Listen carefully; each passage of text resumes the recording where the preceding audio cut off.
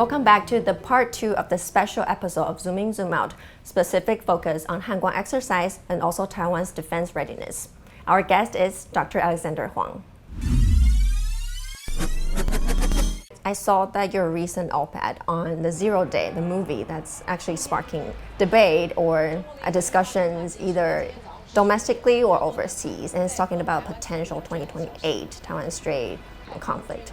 So I'm interested in knowing, can you tell us a little bit about what you wrote in your op-ed to our international audience as well? Zero Day is kind of TV series, hasn't been put on channels. The teaser rolls out late last year, but there were debate even within the government that whether this Zero Day scenario, like a Chinese invasion on Taiwan in 7 days, whether that will horrify our population or it will encourage our population.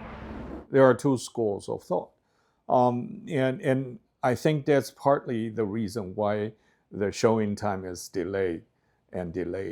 I wrote an article about this Zero Day. My point was that the war in Ukraine has been extended for more than 1,200 days. And war in Gaza is more than 600 days. And so my point in my op-ed was let the Taiwan Strait stay at 0 day, which means no war in the Taiwan Strait. But to prevent a war, we need to do both. One is to build up our defensive and warfighting capability. The other is to make sure that we can cool down the situation. We do not antagonize or build up hatred across the Taiwan Strait unnecessarily. I think my proposal was that we need to always work hard to prepare for the D-Day. But it is our undeniable responsibility to delay the D-Day as much as we can. But there might be some difficulties within the country. As we all know, the number shows that since last June, the volunteer military personnel has been the lowest ever. I think the difficulties that they're facing of recruiting young men is low salary, the afraidness of going to war, to frontline. So how can we deal with that? What would be the feasible solutions to that? The force level that being set by the Ministry of Defense has been 210,000 force level. And that number has not been changed for more than 12 years. Right now, as we face several factors, number one, heightened situation in the Taiwan Strait. We are experiencing a very low birth rate. And so the issue right now that Taiwan faces is not how many missiles we have, how many tanks that we have procured, is how to maintain the manpower level necessary to operate the newly acquired weapon systems. I hate to say that, but our recruitment rate as well as retention rates are in record low right now. The more the international community scared our people and say, you will be at war, then the less willingness of young generation wanted to sacrifice their bright future and sign up for the uniform service. So what we can do now is that because we know our own culture, young people, or the entire society, we don't want to have a war. We don't want to have inconvenient, lifestyle. That's normal. So what we can do is to increase the salaries, benefits, incentives for the uniform services. I know it's a quick fix, but it's necessary to maintain the force level, or otherwise. Talking about strategy is easy. Talking about how brave Taiwanese is easy. But if you are a responsible person or a policy person, you will look at the retention rate, and you will look at how many young people would like to sign up in uniform service, then you will know, hey, we got to have some really new, different policy to get those people into our forces, or otherwise, it's rhetoric rather than capability. I believe the Ministry of National Defense, they are also starting to recruit more female than before. What does that entail? We had a female president and commander-in-chief already. So there is no really different views on, whether a woman cannot bear a responsibility for national defense. I think we are pretty fair on this. The real issue, again, is if I were the minister, I would look at the management, the housing, the barracks for women, and the leadership as well, because whether I mix different sex in one unit or I separate them, and where are the specific barracks for female, enlisted. These are budgets. These are billets. These are, real issue on the ground in terms of daily management of the forces. So talking about ideas is fine. I think we are not blindsided with this idea. We will study it. We will look into it, but not necessarily do it in 1 or 2 years. Another solution is to extend the compulsory service from 1 year to 2 years. But again, given the trends of low birth rate and shrinking population, if we pour too many young workforce into uniform, then the economic development will be affected. The commercial sector will be affected. So it's a national security, or why I should say nationwide issue. It's not a defense issue alone. So it sounds like it will take a long, long time to that's solve the problem. If a lot this of is, negotiation if as well. it takes time, that means that we need to maintain peace longer. Yeah, because I think I myself, I've only been in the shooting range, not like holding the actual gun. Right. Yeah, but being able to serve the country, I would love to as well.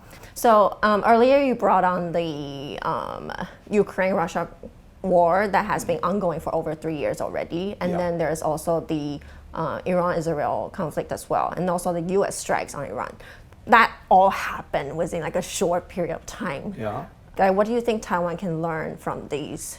The number one lesson is that there will be no U.S. boots on ground.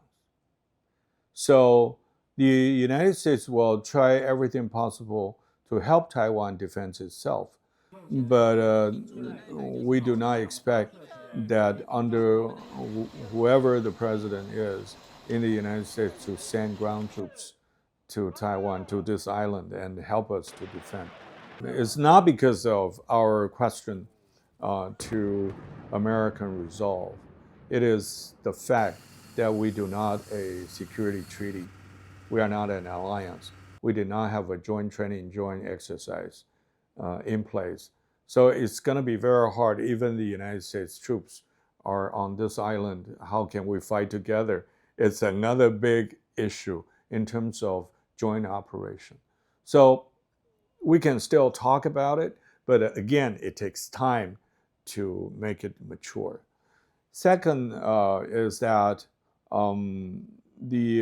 even with international support, probably there will be, providing food, medical service, or energy supply, or munitions. But it would be very hard for our friends in the international community to be physically in Taiwan and help us. Even with a bomb, like Israel-Iran conflict, there will be no ground force either. And thirdly, I would say, whatever we have witnessed is the conflict was not in between two nuclear powers. Okay, so if we think about Ukraine, Gaza, Iran, but if we move it to Taiwan Strait and thinking of a U.S.-China nuclear exchange, that would be a totally different scenario. So we do not believe. Our third lesson is that it's going to be very hard for two nuclear powers to get into a kinetic, direct, prolonged conflict with a potential, possibility to escalate it into a nuclear exchange. So that's the third lesson. The fourth lesson is that Taiwan is surrounded by waters. Taiwan is not a member of the United Nations. Taiwan enjoys only 12 diplomatic recognition. So we are much, much more isolated compared to Ukraine, Israel, and Iran even. So how many countries would assist Taiwan other than verbal support is something that we need to continue to study. Have any country in mind? I would not name names, but we can work. We are open to work with our international friend to find innovative ways of helping Taiwan. I think we can do it as long as the international friends can help us. And one more thing is that I think we should do it quietly, because if we, put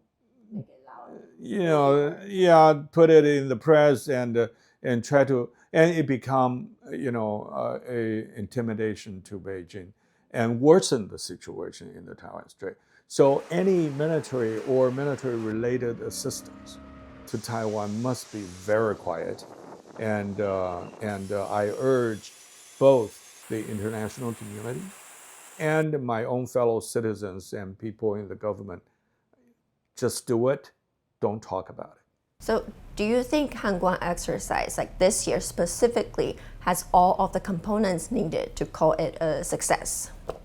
I have to say, since 1984, we spent 41 years to organize and design and plan this Kuang joint military exercise alone.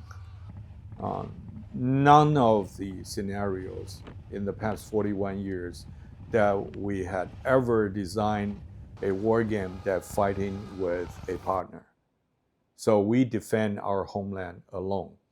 And I know this year we have extended dates, we have new weapon systems involved, and we even have a largest ever mobilization to the brigade level of the reservists. And we also involve the local fire department, police department, civil defense unit to practice our social resilience. I think this is the right direction, but we will have 42nd, 43rd Kuang exercise in the years to come.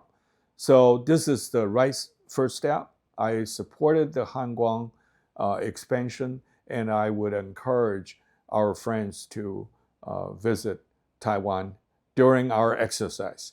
Thank you so much, Dr. Kuang, for taking the time to speak with us today. It's my pleasure. Thank you. Thank you for watching this episode of Zoom In, Zoom Out. If you enjoyed today's show, don't forget to hit like, share, or subscribe, or even leave a comment below. Hope you enjoy the show. We'll see you next time.